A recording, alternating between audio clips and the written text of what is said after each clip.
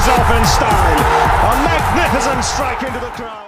வணக்கம் நண்பர்களே, welcome to my channel Cocktail Furious. Second test between Australia and West Indies பிரிஸ்பேன்ல அது pink பால் test start ஆயிடுச்சு. டே 1 முடிஞ்சிருச்சு. ஸோ அதோட ரிவ்யூ தான் இப்போ பார்க்க போறோம்.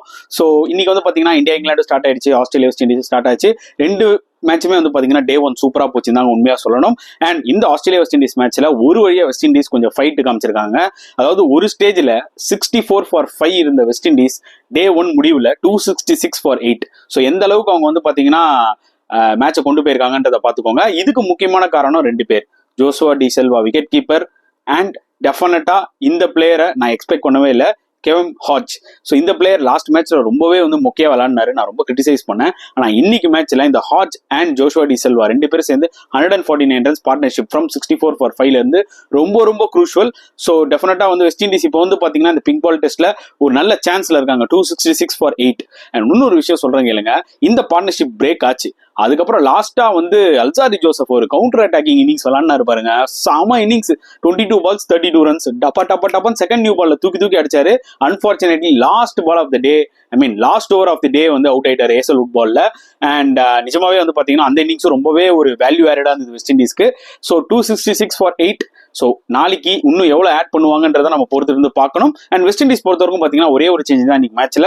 குஜகேஷ் மோட்டின்ற லெஃப்ட் ஆர்ம் ஸ்பின்னர் வந்து தூக்கிட்டு உள்ள கெவின் சின்க்ளர்ன்ற ஒரு பிளேயர் எடுத்து வந்திருக்காங்க. இவரு டெபியூ பண்றாரு இன்னைக்கு மேட்ச்ல. இவர் வந்து பாத்தீங்கன்னா ஒரு lower order batsman plus off spinner. ஏன்னா ஆஸ்திரேலியால வந்து பாத்தீங்கன்னா மேஜரா நிறைய லெஃப்ட் ஆர்ம் பேட்ஸ்மேன்ஸ் இருக்காங்க, லைக் கவாஜா இருக்காரு, டிராவிஸ் ஹெட் இருக்காரு, அலெக்ஸ் கேரி, மிச்சல் ஸ்டார்க், இந்த மாதிரி நிறைய லெஃப்ட் ஹேண்டர்ஸ் இருக்கிறதுனால அவங்களுக்கு லாஸ்ட் மேட்ச்ல குஜகேஷ் மோட்டி அந்த அளவுக்கு எஃபெக்டிவா இல்ல being left arm spinner. So அதனால சின்க்ளர் எடுத்து வந்திருக்காங்கன்றது கிளியரா தெரியுது. பிளஸ் பேட்டிங்கும் நல்லா விளாடுறாரு. நாளைக்கு ஒரு எக்ஸ்ட்ரா ஒரு 30 ரன்ஸ் எப்படியா ஒரு 300 ரன்ஸ் வெஸ்ட் இண்டீஸ் அடிச்சிட்டாங்கன்னா டெஃபினட்டா உங்களுக்கு ஒரு கான்ஃபிடென்ட் இருக்கும், இந்த மேட்ச் கண்டிப்பா டஃப் கொடுக்கலாம் ஆஸ்திரேலியாக்குன்னு. ஏன்னா ஒரு ஸ்டேஜ்ல 64-5 என்னடா இந்த வெஸ்ட் இண்டீஸ் இதே வேலைடா இவங்க சுருண்டுருவாங்களா, இதெல்லாம் ஒரு குழப்பான்ற மாதிரி போயிட்டு இருந்த டைம்ல அந்த ஒரு பார்ட்னர்ஷிப் வந்து டெஃபினட்டாவே வந்து பாத்தீங்கன்னா வெஸ்ட் இண்டீஸ் கிரிக்கெட்டுக்கே ஒரு கான்ஃபிடன்ஸ் கொடுத்துருக்கும்.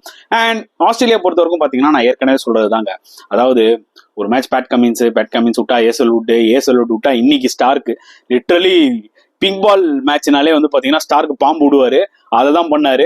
ஃபர்ஸ்ட் நியூ பால்லையும் சரி, செகண்ட் நியூ பால்லையும் சரி, செம பாம்பு விட்டாரு. வெஸ்ட் இண்டீஸ் பேட்ஸ்மேன் திணற அப்பப்போ வந்து விக்கெட் எடுத்துட்டு இருந்தாரு.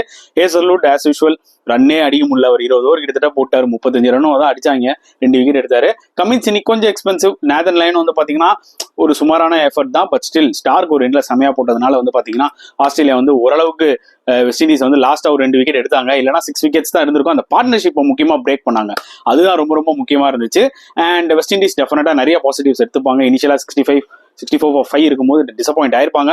பட் அந்த 2 பார்ட்னர்ஷிப் வந்து பாத்தீங்கன்னா என்டையர் டீமோட மொராலே வந்து பாத்தீங்கன்னா ஹையா தூக்கிடுச்சு. ஏன்னா அதனாலதான் அல்சாரி ஜோசப் கூட வந்து 22 balls 32 அடிச்சாரு. டெஃபினட்டா நாளைக்கு அவங்க வந்து எக்ஸ்ட்ரா ஒரு 30 ரன்ஸ் ஆட் பண்ணணும்னு நினைப்பாங்க. ஏன்னா நல்ல சான்ஸ் வெஸ்ட் இண்டீஸ்க்கு. ஏன்னா பிங்க் பால் மேட்ச்னாலே வந்து பாத்தீங்கன்னா போலர்ஸ்க்கு நல்ல எஃபெக்ட் இருக்கும். அண்ட் எப்படி ஆஸ்திரேலியாவுக்கு போலர்ஸ் இருக்கிற மாதிரி வெஸ்ட் இண்டீஸ்ல 2 ஃபார்ம் போலர்ஸ் இருக்கிறாங்க, கிரீவ்ஸும் சரி, ஷிமார் ஜோசப்பும் சரி. ஹோப்ஃபுல்லி இன்னைக்கு இந்த மேட்ச்ல வந்து பாத்தீங்கன்னா அல்சாரி ஜோசப்பும் ரோச்சும் வந்து ஃபார்முக்கு வருவாங்க. ஏன்னா இந்த 4 போலருமே ஒன்னா செமையா போட்டா ஆஸ்திரேலியா வந்து பாத்தீங்கன்னா ஓரளவுக்கு ரெஸ்ட்ரிக்ட் பண்ணலாம். But it's not going to be easy for west Indies. But செம சான்ஸ் இருக்குன்றத நம்ம சொல்ல வரணும். அண்ட் உங்களோட கருத்துக்கள் ஏதாவது இருந்தால் தாராளமா கமெண்ட் செக்ஷன்ல போடுங்க. இந்த வீடியோ பிடிச்சா லைக் பண்ணுங்க, ஷேர் பண்ணுங்க, முடிஞ்சா சப்ஸ்கிரைப் பண்ணுங்க. ஸோ நெக்ஸ்ட் வீடியோல பார்க்கலாம் ஃப்ரெண்ட்ஸ். அன்டில் தென் பாய்.